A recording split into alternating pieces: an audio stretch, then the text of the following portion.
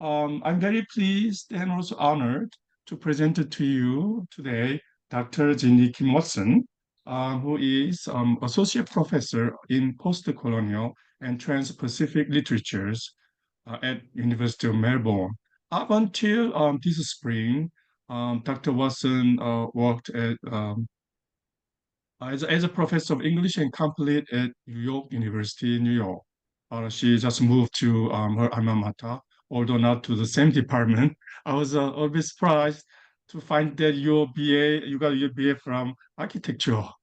Wow, this amazing development or amazing trajectory, in terms of academic training. And Dr. Watson's research and teaching fields include Asia-Pacific literature and culture, post-colonial studies, inter-Asian cultural studies, urban studies and spatial theory, global Cold War studies, migration, comparative modernities, Marxism, theories of development, globalization, transnationalism. I think if you guys, had read the two chapters assigned to you, you probably see that all of these research fields are condensed into those chapters. Every bit of these fields is played out in our two chapters.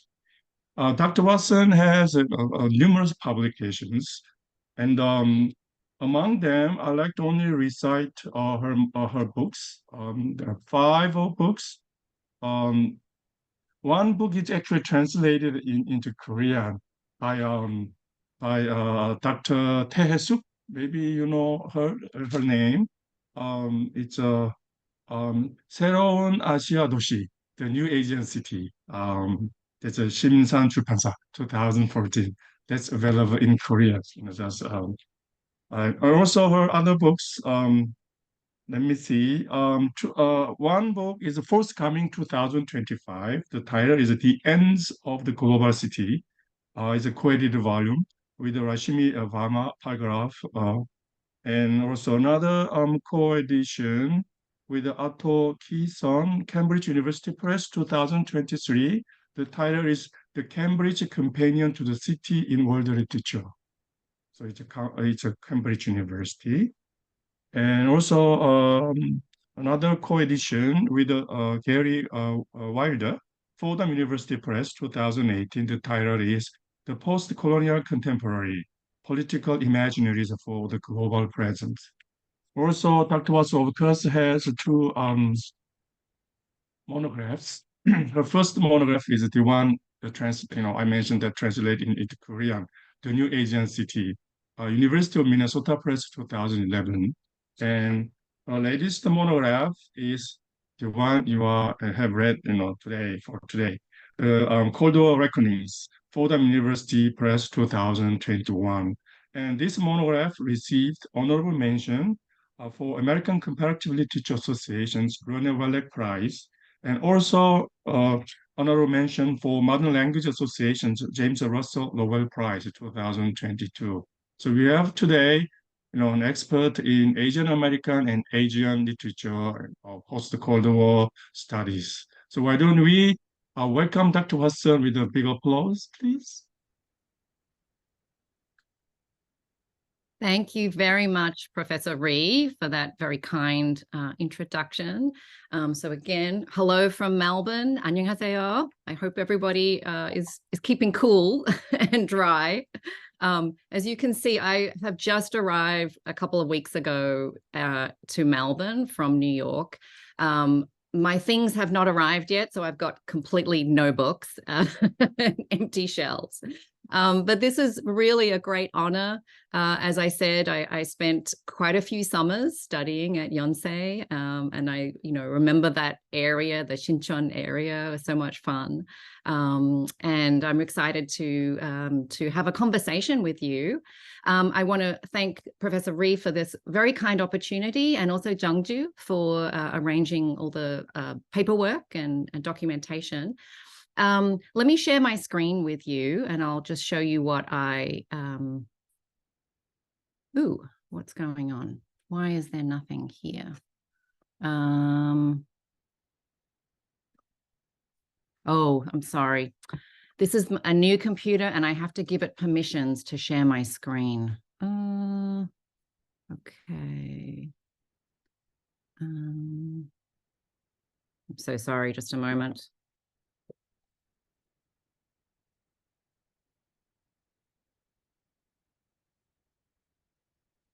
Why is it not letting me?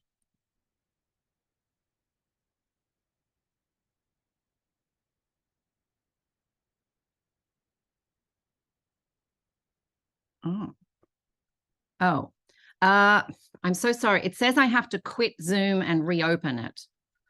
I'm so sorry. Can you? Yeah, I think you'll have to bear with me for a moment. I'm going to have to quit and then come back in just a minute. I'm so sorry. Okay, I'll be back in a moment. Yeah, guys, I think the department gave you notice that we recommend highly turning on your video because this is going to be seminar. It's not just a lecture. So we were going to have to participate at certain point.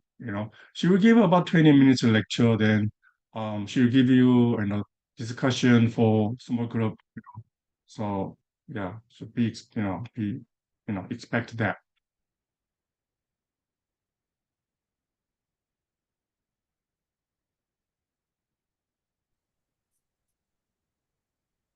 Okay, I'm back. Good, that worked. Let me now share the screen. Going here.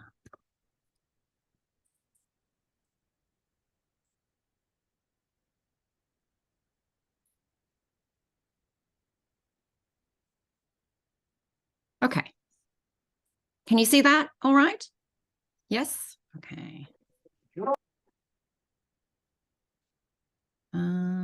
Okay. Yes. So let's get started.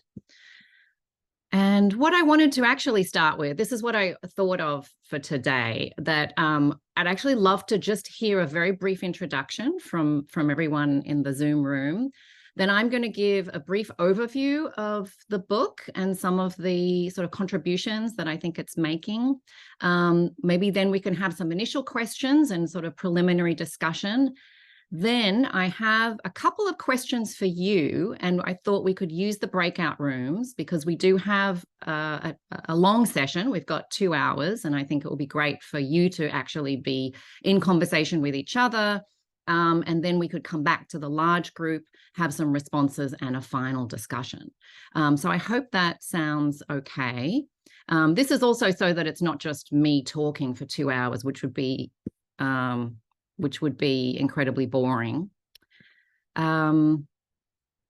So let me ask just quickly if we could go around, just say hello, your name, and what, I guess, are you all in the English graduate program? But maybe you could just say a little bit about what you're interested in, what your focus is on. And I'm going to ask Jongju to begin because I know her. And maybe when you finish, ask somebody else to go, like ask somebody to be the next person. Is that all right? Okay. Sure. So I have a little bit of noise in the background because I'm in a cafe at the moment, so please bear with me on that. Hi, my name is Jongju Shin. Some of you will know me by all the emails that I'm bothering you with every day. But anyways, I'm here as in the BK program as a postdoctoral fellow. And actually, I'm an Asian Americanist. But now I'm kind of venturing more into East Asian literature because I'm also teaching the subject. But so I'm interested in all things pop, like pop literature, pop cultural texts. Anyways, I'm so looking forward to listening to your lecture, Dr. Watson. And I have next to me on my screen, I have Juyeon. So maybe if you can introduce yourself, that would be great. Thank you. Hello, my name is Juyeon Yu, and my major is rhetoric in English department. And this is my second semester, And these days, I'm trying to find some contemporary novel to analyze for my PhD thesis. Yeah, that's all, I guess. Yeah, the next one is Yujinan. Hello, nice to meet you. I'm Yujinan. I am a second year PhD student in English literature, and I'm interested in Asian American studies and contemporary American literature. Now I'm interested in environmental studies and gender studies. Very nice to meet you.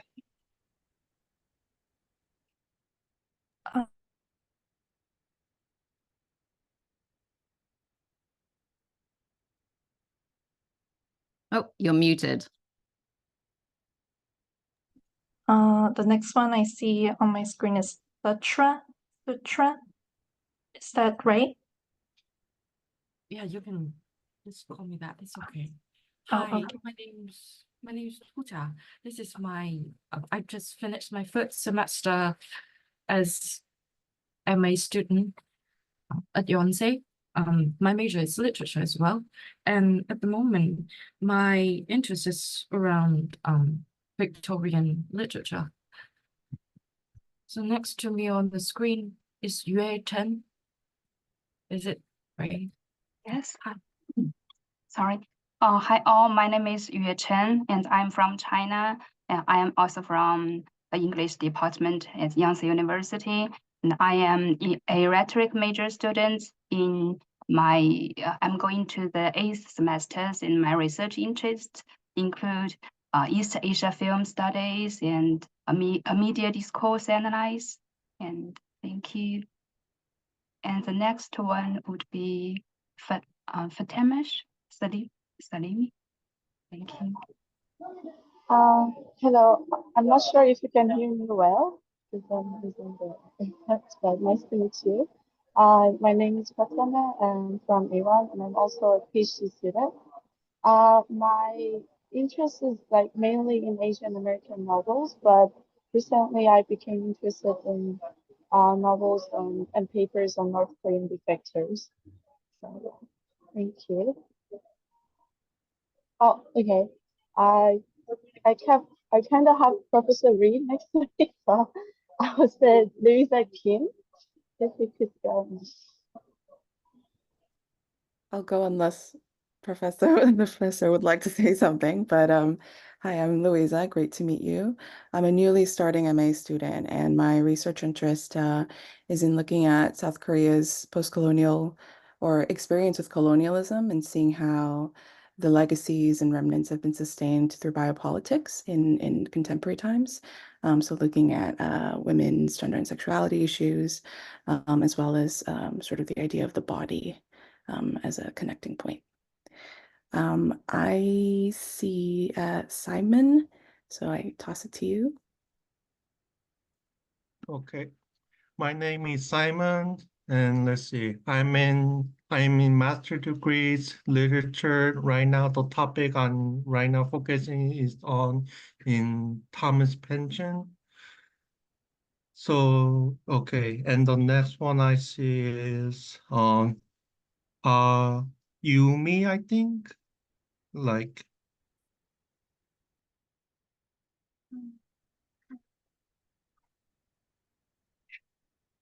Oh, we can't hear you, Ayumi.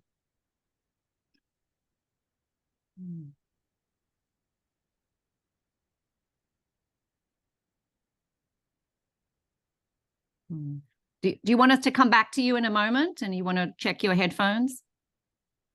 Yeah, okay. Who hasn't gone yet? I'm just going to ask Bosong. Can you go? Okay, hi, my name is Songnu, and I am also an English literature student. I am interested in romanticism and gothic novels, and actually, I'm not sure if it's related to Asian American literature, but last semester I took transcultural theater on Shakespeare. So I'm really interested to take the class. I take this session. Thank you. Do you want to pick someone else to go, Bosong? Ah, maybe Soyun, please. Hi, my name is Soyun. I'm also an English literature major. I'm currently starting my PhD. And some of the interests that I have are Asian American studies. I recently gained an interest in the horror genre, so for both novels and film, and also gender studies. So it's very nice to meet you. I have a lot of people who already went around me, so I'm going to have to think of kind of cross off the list, but I think CM hasn't gone yet. Hi, really nice to meet you. My name is CM. I'm from France, and I've just finished my third semester of PhD. I'm interested in diaspora studies and mostly based on Asian American fictions for now.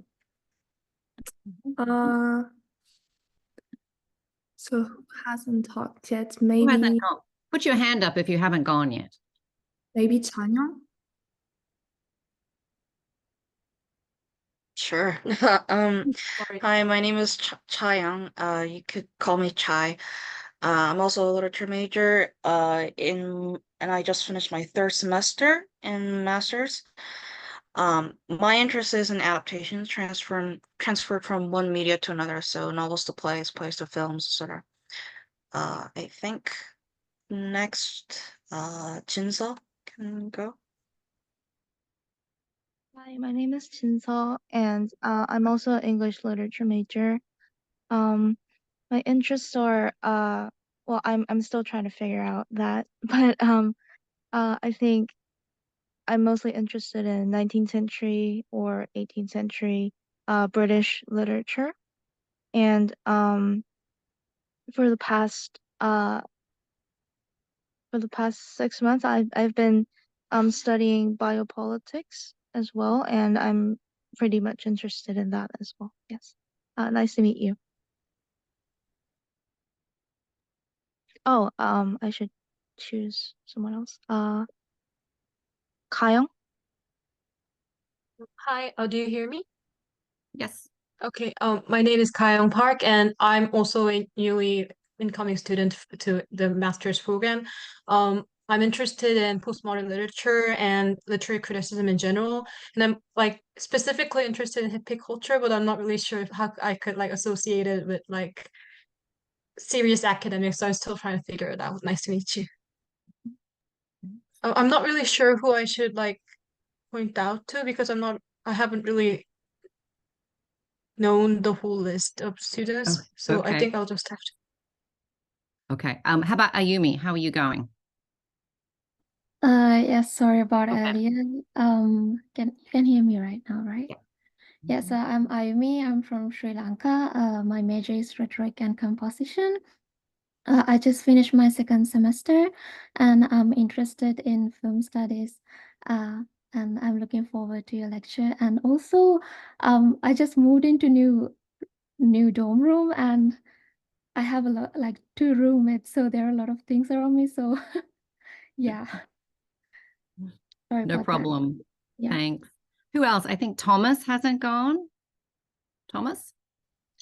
Yeah, hi everybody. My name is Thomas. I'm a rhetoric and composition student, and I just finished my second semester. But my actual interests lie in pedagogical theory, specifically connecting like how we've learned historical composition and applying it to ESL theory and also like English studies. So I'm kind of out of my element here, but I'm very like glad to meet you and hoping to enjoy this seminar. Great. Jing, Zhu?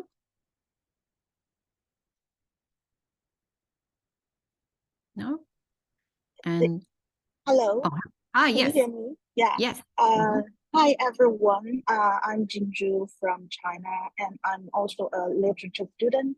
And my major research interests are British American and Chinese contemporary literature, sci-fi literature and films, postmodernism, post-humanism, and topics related to DH, digital humanities. And sorry about my background noise because I'm transferring to the airport. And I'm so looking forward to your lecture. Thank you. Okay, thank you. Thanks for joining us while you're at the airport. We also have Ian Gyung. Hello, my name is Yin Young, and I just finished my first semester of PhD. And I'm interested in 20th century American literature, including novels and dramas, and also Marxism too. Thank you. And Hejin? Hi everyone, I'm Heijin, and it's really nice to meet you, Professor, and everyone else. I'm currently in my first semester of my PhD. My problem is that I have too many interest areas, but at the moment, I think my favorite areas at the moment are Shakespeare, particularly how Shakespeare is received in Asia, and Romanticism as well. It's nice to meet you, and I'm looking forward to today's class. Thank you. And I don't think we've heard from Chin Tong. Hi everyone. Oh, can you hear me? Hi everyone. I am an incoming student in the PhD programs, and I am majored in English literature. And I'm very interested in Asian American literature and gender studies. And nice to meet you. Anyone who hasn't gone? I think there's three. Oh, sorry. Yeah, I can go. Okay. Hi everyone, my name is Kim Seon. I'm interested in feminism and queer studies, and I'm just beginning to grow a big interest in Asian post or anti or decolonial studies as well. So I'm really looking forward to your lecture. Thank you. Thank you. And Min Young. Hi, my name is Mingyang Zhang. I'm in second year of PhD program. I'm interested in diaspora literature, translation studies, and narrative theory, and Asian American studies. I'm very looking forward to having your special lecture today. Thank you. Excellent. Wow. And that's everybody, yes?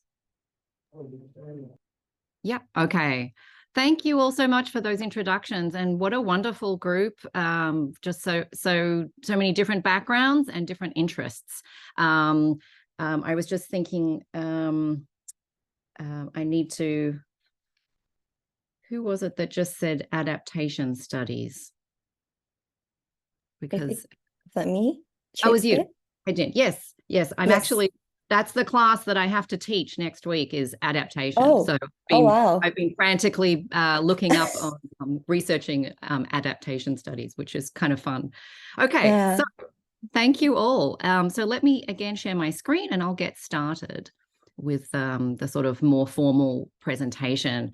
But as I said, I think I'm only going to talk for about 20 minutes because I really want this to be a conversation and sort of have lots of discussion. So I'm going to give a brief overview of Cold War Reckonings and its main interventions and contributions, hopefully less than 15 minutes. And then I'll just also say a very few words on chapter 5, which I think you also read for today, just a little bit about how I came to that particular chapter. And thank you all for reading, but if you didn't get to read it all, that's okay too. We can sort of manage that. Okay, so a little bit about the book, and I'm going to start with a bit of personal background about how I came to this project. And it's going to date me. It's going to make me sound very old. But in 1998, as a recent college graduate, I landed in Gwangju in South Korea, where I taught at Jeonnam National University, Jeonnam Daehakgo, and I was in the like a language program there. Although I'd grown up with a family history that was very much determined by imperialism and the Cold War in Asia, so my grandparents lived under Japanese rule. My mother and her family were refugees who fled Pyongyang during the war. I was fairly ignorant about South Korea's decades of military dictatorship because, of course, I grew up in Australia and my family didn't talk about this very much. But of course, arriving in Gwangju, I quickly learnt some of the basics, in particular about the Gwangju Uprising or the Minjuha Undong, which I'm sure, as many people here are familiar with, was an event in which the military slaughtered hundreds of civilians who were protesting the transfer of power from one military dictator, Park Chung-hee, to another, Chun Doo-hwan. Over the years, I came to realize that while most people outside the region knew of Korea's economic success and cultural exports, they hadn't heard about the dictatorships or the violence of Gwangju 1980, or more generally, other similar moments of authoritarian state violence in non-communist Asia. So the White Terror period in Taiwan, Operation Cold Store in Singapore, the mass killings in Indonesia in 1965, and the list could go on, all in countries that were staunch Western allies in the fight against the supposed tyranny of the communist bloc. So in Cold War Reckonings, which is my second monograph, the project partly came about from wanting to explore the residues and legacies of these lesser-known political formations by addressing stories that have not been so widely circulated about them. And in a sense, it pushes back on the still pervasive Cold War thinking that insists on pairing liberal democracy with capitalism and, conversely, authoritarianism with the communist world. So what does Cold War Reckonings do? It looks at cultural production and regimes, Park Chung-hee's South Korea, Ferdinand Marcos's Philippines, Suharto's Indonesia, and Lee Kuan Yew's Singapore, in order to tell a more complicated story of what unfreedom looked like in the quote-unquote free world. Rejecting narratives of non-Western political immaturity, Confucian capitalism, and other things like that, the book also gives an account of what decolonization looked like when it unfolded in and through the Cold War. I approach these questions by looking at two sets of cultural producers. The first set are those writing during the Cold War proper, and the second, those who look back on those decades from closer to our contemporary moment. How, I ask, have they conceptualized, analyzed, represented, and contested the political cultures of these Cold War autocratic states? As I say in the introduction, the book argues for the ability of imaginative texts to dislodge a number of conceptual certainties of authoritarianism there and freedom here, of the assumed temporal boundaries between colonial and post-colonial, or Cold War and post-Cold War, and notions of repressive state control versus economic liberalism. These binaries, I argue, are assumptions we've inherited from both post-colonial and Cold War epistemes. Together, the texts I analyze take us from tyrannies of colonial domination to dictates of developmentalism through narrative genres that experiment with and reflect upon foreclosed futures of the past and sedimented histories of our post-Cold War present. And for these reasons, I consider them genres of Cold War reckoning. So my title is an attempt to capture both the tensions at a specific geopolitical conjuncture and the gesture of settling accounts with the past. So that's just sort of a quick overview of kind of how I came to the project. I want to dig a little bit more deeply into the methodology and the interventions that I hope the book to be making. And I have 6 brief points that I'll go through. And this is also sort of to clarify, I suppose, some of the methodological approach that I used for the book. So first is my use of Cold War. To be clear, the book does not aim to recenter the US or the Soviet Union in bringing the Cold War in as a term. This has caused some confusion amongst when people have heard about the title of the book. It's not about the US and it's not about the Soviet Union. Rather, I'm interested in the complications in decolonization and nation building that were brought about by bipolarism. Bipolarism being another word for the Cold War and its violence. So my use of the term Cold War is not the more common one of the ideological superpower contest between the US and the Soviets. Instead, we could say it's the set of global conditions created by the great powers in response to the demands of decolonization. So in other words, as the historian Odd Arnie Westad has shown us in his important book, The Global Cold War, what was most at stake in the Cold War was precisely the battle over the making of the Third World. So of course, the Cold War is happening at the same time as global decolonization. So really what was going on was, the superpowers are battling for influence in the Third World. And it is, of course, only a Cold War, meaning a standoff that wasn't violent, only from a North Atlantic perspective. In some locations of the decolonizing world, it was a conflict that involved mass violence, total war, and millions of casualties. In an interview before his death, Pramudia Anantatura, the great Indonesian writer I discuss in the book, describes this understanding of the Cold War. Speaking of the Vietnamese and Indonesian declarations of independence in August 1945, he says, quote, "In reaction against these anti-colonial independence movements, the northern countries began the Cold War," end quote. So you can see how he's really shifting the way we understand what the Cold War is. It's not about a North Atlantic contest. It's really about what was happening in the Third World and decolonization.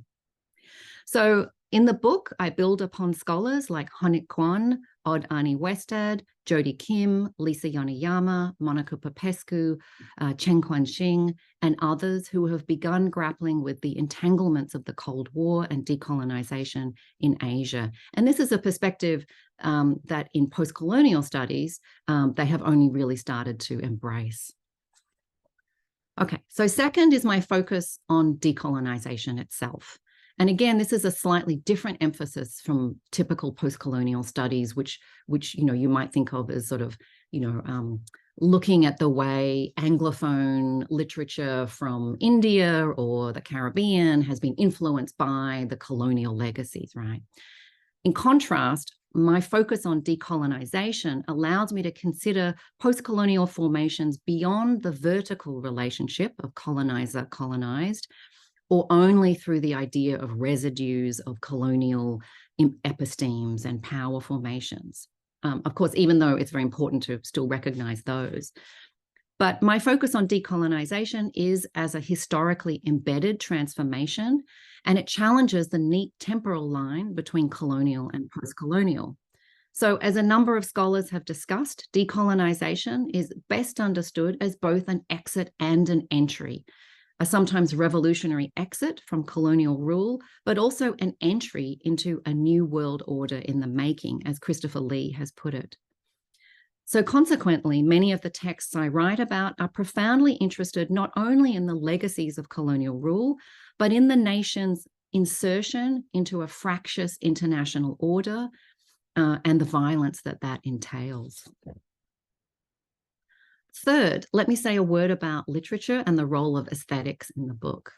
Cold War Reckonings is centrally organized around the question of free world authoritarianism, as I mentioned already. So the idea of authoritarianisms occurring in the US allied regions.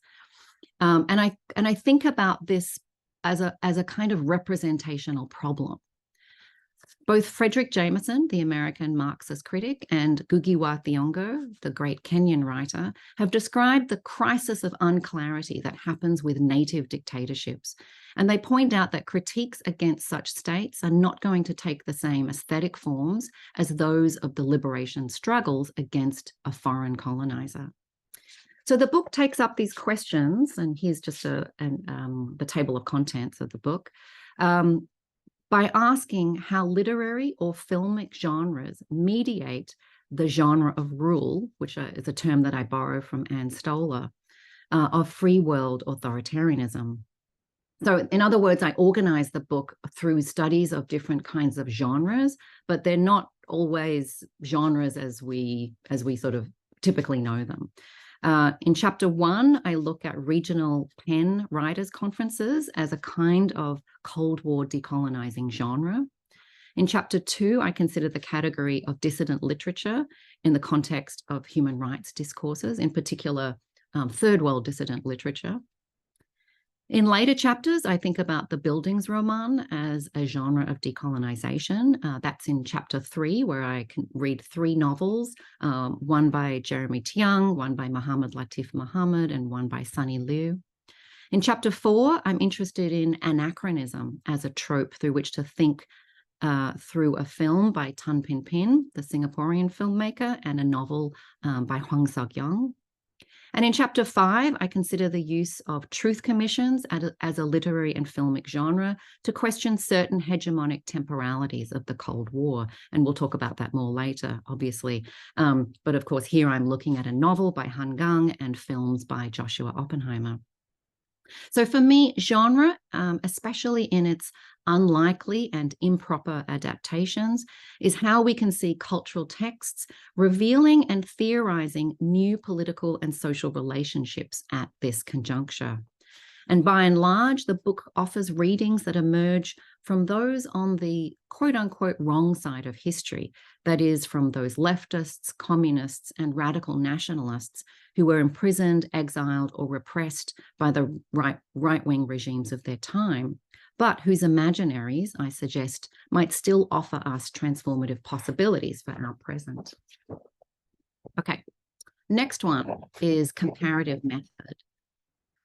The method of this book is deeply comparative. Almost every chapter brings together different sites in different configurations. And it was very important to me that the book be so comparative. And in a way, being my second monograph, I had the luxury of not staying in the lane of my own training, which is, of course, the opposite of what we're usually told to do. We're usually told to narrow down and just focus on one thing and get really good at that. But I've always sort of I've always just enjoyed bringing different and disparate texts together. And it allowed me to engage more broadly, and I think more productively, across Anglophone post-colonial studies, global Cold War studies, East Asian and Southeast Asian studies. And incidentally, while I was working on this book, I did observe that I think East Asia and Southeast Asia are not put in conversation often enough. So that was also an interesting part of working through this. It did require that I work largely in translation for the Indonesian and Malay language texts, although I have been attempting to learn Bahasa. I also engage with a number of different theorists from different parts of the world, from Frantz Fanon to David Scott to Hannah Arendt. And this further helped broaden my thinking, while my focus on epistemologies and genealogies of anti-communism in the latter part of the book also brings in comparisons with Latin America. And this one is perhaps a little ambitious. I think of the book as trying to provide an alternative historiography of the present, one that centers East and Southeast Asia, but also links the region to larger narratives and processes of global decolonization, and of course, the global Cold War. And in that sense, I see Cold War Reckonings as not only telling a different story about decolonization from ones that have dominated post-colonial studies. And just as an aside, of course, East and Southeast Asia are generally left out of post-colonial studies anyway, because there weren't, British, well, not most of it was a British colony. But I also see the book as telling a kind of a story about the post-war consolidation of capitalism that leads to our current age of neoliberal hegemony. So at perhaps the largest level of argument, the book shows how the triumph of post-Cold War capitalism itself is predicated on a great range of Cold War violence that isn't typically recognized. So the book makes a case, in other words, for the ongoing relevance for global decolonization in understanding and critiquing contemporary forms of neoliberalism. And a final point. This is the sixth point, which is really a question that I've received quite often since Cold War Reckonings has been published, which is how does it speak to our current moment of rising authoritarianism? Which I think is a great question because, of course, people see that I have authoritarianism in the title and then they want me to explain Donald Trump or something like that, which is difficult to do. But I would suggest that there is, I think, quite a lacuna in critical discourse around understanding the role of imperialism and decolonization in birthing and sustaining many global illiberal regimes. And I think this is something that my book can speak to. Put otherwise, I think we urgently need more theorizations of political modernity that take the non-West as norm rather than as aberration. So, for example, this is one thing that I noticed, and I write a little bit about this in the epilogue to the book. I sort of start to think about this.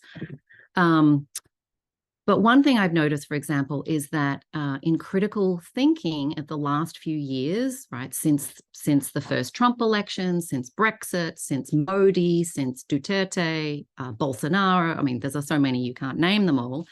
But one of the things that happens is that critical theorists tend to turn back to mid-century Europe as the models, right? As a return of mid-20th century European fascism. So for Max Pensky, Wendy Brown, and other political theorists in a volume from they suggest that, quote, the advent of the new era of anti-democratic politics, much of it with increasingly authoritarian features, prompts a re-examination of Frankfurt School thinkers such as Adorno and Horkheimer, who sought to understand the slide into fascism in the 1930s. So I love Adorno and Horkheimer as well, but my question is, why do we only go back there, right? And this is something that a lot of more popular books have also been kind of gesturing towards. Here are just a number of books that I found kind of just doing a quick research on the proliferation of new books about how we should understand tyranny and authoritarianism in our current moment. So we have Timothy Snyder on Tyranny, 20 Lessons from the 20th Century, Erica Franz's Authoritarianism, What Everyone Needs to Know, New York Times bestseller, Levinsky and Ziblatt's How Democracies Die, Theo Horesh's 2020, The Fascism This Time and the Global Future of Democracy, and Eric Nielsen's 2022, The Origins of Authoritarianism and Why It Still Works Today. So the premise of many of these books, and I'm quoting from the On Tyranny, is that, quote, our political order faces threats not unlike authoritarianism of the 20th century. And then we have to return to those lessons. Yet, the narrative of a sudden return of authoritarianism, of fascism from the mid-20th century only makes sense if we disregard the fact that anti-democratic states have been the norm in much of the post-colonial world through the second half of the 20th century, the very period largely defined by the twin processes of decolonization and the global Cold War. So if my book has something to say for our current moment, I think it's that we should be wary of thinking about today's authoritarianisms as a sudden reemergence from a long buried history of European fascism. More valuable, I think, is to approach this through the lens of imperialism. Imperialism, of course, by definition, ruled as a dictatorship everywhere. So for most of the world was ruled by the dictatorship of imperialism. And also to think about the Cold War's interception of decolonization and why that produced so many authoritarian states. Okay, so that was the overview of the book and some of the kind of methodological questions and approaches that came out. So let me just spend the last couple of minutes of my presentation with a very quick intro to the chapter that you read for today, Killing Communists. And I'll just say that this chapter is a little different from the rest of the book, but it's actually my favorite chapter of the book. I don't know whether to say that. It's kind of like saying you have a favorite child. But it was, for me, it was the chapter that, you know, some chapters are really hard to write and others aren't. It's funny how that happens. This one was the one that was the most pleasurable to write, despite obviously the violent content of it. It's a little different because it's looking primarily at the question of the constitution of the post-Cold War. Like, how do we understand that as a concept, the post-Cold War? And again, this is a periodization, I think, that only makes sense from the global north, from the North Atlantic. It's typically signified by the fall of the Berlin Wall in 1989, the collapse of the Soviet Union in 1991, and also the People's Republic of China's transformation to something like market capitalism and some sort of abandonment of a previous form of communism. But as I said, I think that it doesn't make sense in other regions of the world. Okay. So the starting point for this chapter was watching Joshua Oppenheimer's remarkable documentary films. First, The Act of Killing, Jagal in Bahasa, and The Look of Silence, which is the sequel, Senyap. And I hope that, I don't know if people have actually watched these films. The Act of Killing is probably one of the most impactful films that I have ever seen. It was just one of those films I watched and could not stop thinking about. And as I explain in the chapter, this film is a documentary. It's about perpetrators of the 1965-66 mass killings in Indonesia, these anti-communist killings. And these perpetrators were asked to make reenactments of any way they wanted. So it's a kind of mashup of all these different film genres, and we sort of see both inside the film and outside the film that they are making. And in that film, there was this particular scene that struck me. This is a kind of a lavish song and dance scene. You can see these beautiful women dancing in a lush waterfall valley, but it surrounds this idea that there are these two communists who were killed in the killings, and they come back to life and then thank their killers. And then there's this big song and dance about it. And what struck me here was this sense of, you know, what, like, are we living in the Cold War? Are we living in a post-Cold War era? It just seemed so anachronistic to me. And it made me wonder, like, in what version of our post-Cold War world can this lingering imaginary of the communist enemy be so active? And so how can we understand a text like this? This was made in 2012, I should have added. So this is well after, you know, the usual signifiers, you know, that we've the end of the Cold War. And then I put Oppenheimer's films in conversation with Hangang, Sonyoni Onda, which I think is, you know, a beautiful novel about, of course, the Gwangju Uprising of 1980.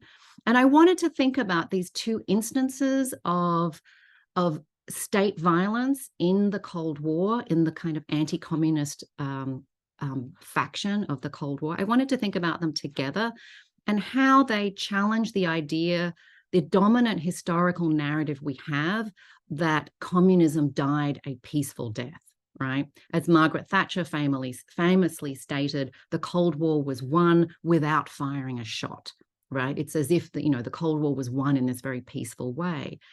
But how do we rethink that when you consider the actual mass killings of communists and suspected communists in many third world countries? And how does it complicate that sort of peaceful story of a transition to the post-Cold War? So in this chapter, I really began by pondering the strange living on of communist specters in places like Indonesia and South Korea, as well as how the form of the Truth Commission gets taken up as a kind of literary or filmic genre itself. And these are also clips from the Look of Silence. All right. Okay. So I think I've talked long enough. Oh, and this is the beautiful cover image for my book by Indonesian artist Heri Dono. So let me stop sharing.